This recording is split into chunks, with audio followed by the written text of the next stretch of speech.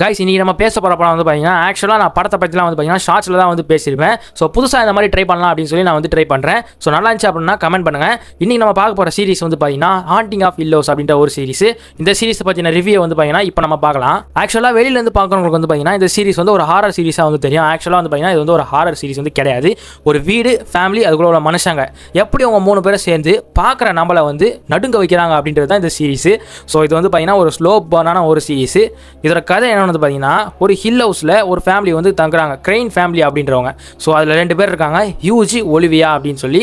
அவங்களுக்கு 5 பசங்க இருக்காங்க. ஸோ பெரிய பையன் பேர் வந்து பார்த்தீங்கன்னா ஸ்டீவனு, அதுக்கப்புறம் ஒரு பொண்ணு பிறகுறா, அவ பேர் வந்து பார்த்தீங்கன்னா ஷர்லி, அதுக்கப்புறம் வந்து பார்த்தீங்கன்னா தியோ. ஸோ அதுக்கப்புறம் லாஸ்ட்டாக வந்து பார்த்தீங்கன்னா 2 ட்வின்ஸ் வந்து பிறகுறாங்க, லூக்கு, நெல் அப்படின்னு சொல்லி. ஸோ இவங்க தான் வந்து பார்த்தீங்கன்னா அந்த ஹில் ஹவுஸில் வந்து வாழ போகிறாங்க. அதாவது ஷார்ட் டைமாக வந்து வாழ்ந்துட்டு இருக்காங்க. கொஞ்ச நாள் வாழ்ந்ததுக்கப்புறமா அந்த ஹவுஸை வந்து பார்த்தீங்கன்னா ரெனோவேட் பண்ணிட்டு விற்கலாம் அப்படின்ற ஒரு ஐடியாவோட இருக்காங்க. ஆனால் அந்த வீடு வந்து பார்த்தீங்கன்னா சாதாரணமான வீடே வந்து கிடையாது. நைட் டைமில் வந்து பார்த்தீங்கன்னா பயங்கரமான சத்தங்கள்லாம் வந்து கேட்க ஆரம்பிக்கும். ரொம்ப க்ரீப்பியான சத்தம்லாம் வந்து கேட்க ஆரம்பிக்கும். டோர்லாம் வந்து பார்த்தீங்கன்னா நிறைய அடிக்க ஆரம்பிக்கும். ஸோ அந்த வீடு வந்து பார்த்தீங்கன்னா எப்போவுமே சில்லுன்னு தான் வந்து இருக்கும். ஸோ அந்த மாதிரியான ஹாரர் எஃபெக்டோடவே வந்து பார்த்தீங்கன்னா அந்த சீரிஸை நல்லபடியாக தான் கொண்டு போயிருக்காங்க. அதில் இன்ட்ரெஸ்டிங்கான என்னென்னு வந்து பார்த்தீங்கன்னா இந்த பேய் எல்லாமே வந்து பார்த்தீங்கன்னா டக்கு டக்குன்னு கட்டுறது, ஜம்ப் ஸ்கேர்ஸே வந்து பார்த்தீங்கன்னா இந்த சீரிஸில் இருக்காது. ஸோ சைக்காலஜிக்கலாக வந்து பார்த்தீங்கன்னா அந்த ஹாரர் எஃபெக்டை வந்து பார்த்தீங்கன்னா நம்ம மைண்டில் வந்து செலுத்திடுவாங்க. அந்த அளவான ஒரு சீரிஸை வந்து இந்த சீரிஸை கொண்டு போயிருப்பாங்க. ஸோ சீரிஸில் வந்து பார்த்தீங்கன்னா 2 டைம் லைன் வந்து இருக்கும். ஒன்று பாஸ்ட், இன்னொன்று ப்ரெசென்ட். பாஸ்ட்டில் வந்து பார்த்தீங்கன்னா அந்த பசங்க எல்லாருமே சின்ன பசங்களாக இருப்பாங்க. ஸோ அந்த டைம் லைனில் என்னெல்லாம் நடக்குது அப்படின்னு சொல்லி இந்த சைடு ஒரு கதை வந்து போயிட்டு இருக்கும். ஸோ ப்ரெசென்ட்டில் வந்து பார்த்தீங்கன்னா அந்த பசங்க எல்லாருமே வந்து பார்த்தீங்கன்னா அடல்ட் ஆயிடுவாங்க. ஸோ அடல்ட் ஆனதுக்கப்புறமா என்னெல்லாம் நடக்குது அப்படின்னு சொல்லி இந்த சைடு வந்து ஒரு கதை வந்து ஓடிட்டு இருக்கும். ஸோ 2 கதையுமே வந்து பார்த்தீங்கன்னா ஒரு சில டைமில் வந்து ஓவர்லேப் ஆக ஆரம்பிக்கும்.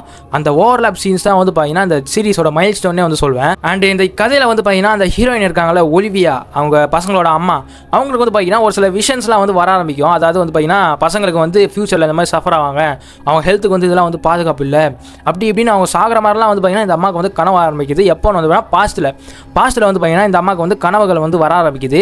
இதுவே வந்து பார்த்தீங்கன்னா இந்த ஹில் ஹவுஸை விட்டு தாண்டி போகாமல் அவங்க பசங்களை வந்து வச்சுக்கிறதுக்கான ஹெல்ப் வந்து இருக்குது. அதாவது அந்த ஹில் ஹவுஸ் வந்து பார்த்தீங்கன்னா இந்த அம்மா வந்து ஒரு பகர காயாக வந்து யூஸ் பண்ண ஆரம்பிக்குது. இதுதான் இந்த சீரிஸோட டார்க்கஸ்ட் பாயிண்ட்னே வந்து சொல்லுவேன். ஏன்னா அவங்க அம்மாவுக்கு நடக்கிற ஒவ்வொரு விஷயத்தையுமே வந்து பார்த்தீங்கன்னா ரொம்பவே க்ரீப்பியாக வந்து காமிச்சிருப்பாங்க. அண்ட் சீரிஸில் வந்து பார்த்தீங்கன்னா அந்த குட்டி பொண்ணு நெல் இருக்கால, அதாவது லாஸ்ட்டாக ட்வின்ஸாக பிறந்தாங்கன்னு சொன்னா அவள் வந்து பார்த்தீங்கன்னா அவங்க அப்பா அம்மா கிட்ட வந்து இந்த மாதிரி நான் ஒரு பேயை பார்த்தேன், கனவுல வந்து ஒரு பேய் வருது அப்படின்றது மாதிரி வந்து சொல்லுவா. ஸோ ஆரம்பத்தில் வந்து பார்த்தீங்கன்னா பார்க்குற நமக்கும் சரி அவங்க அம்மா அப்பாவுக்குமே சரி இது வந்து சின்ன பொண்ணுன்றதுனால ஏதோ வளருது அப்படின்றது மாதிரி நினச்சிட்டு இருப்போம். ஆனால் உண்மையாகவே அந்த பொண்ணுக்கு வந்து பார்த்தீங்கன்னா ஒரு பேய் வந்து தெரியும். அந்த பேய் யாருன்றதை கடைசியாக ரீவீல் பண்ணும்போது வேற லெவலான ஒரு ஃபீல் வந்து கிடைக்குன்றது சொல்லுவேன். ஸோ எந்த எக்ஸ்ட்ரீமில் இந்த சீரிஸை வந்து கொண்டு போயிருப்பாங்க பார்த்தீங்களா, அந்த ரைட்டிங்காக இருக்கட்டும், அந்த ஸ்க்ரீன் பிளேவாக இருக்கட்டும். ஸோ ரீவீல் பண்ணும்போது தான் வந்து தெரியும் இந்த சீரிஸோட ரேஞ்ச் என்ன அப்படின்றது. ஸோ சீரிஸ் ஃபுல்லாமே வந்து பார்த்தீங்கன்னா மிஸ்ட்ரியஸாக தான் வந்து கொண்டு போயிருப்பாங்க.